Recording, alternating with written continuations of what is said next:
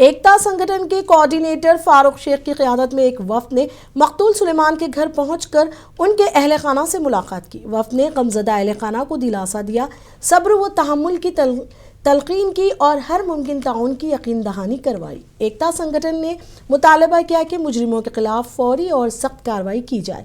फारूक शेख ने कहा कि महाराष्ट्र में इस किस्म के वाक़यात नाकाबिल कबूल हैं।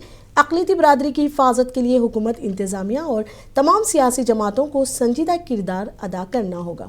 फौरी तौर पर ठोस इक़दामात उठाना वक्त की अहम ज़रूरत है।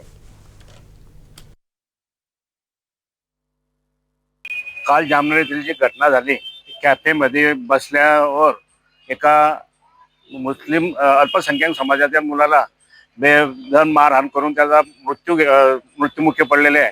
त्या मृत्युमुखी पडताना जे समाजातील तो एक गरीब आणि होतकरू मजूर सारखा काम करणारा एक अल्पसंख्याक समाजातील एक कार्यकर्ता होता।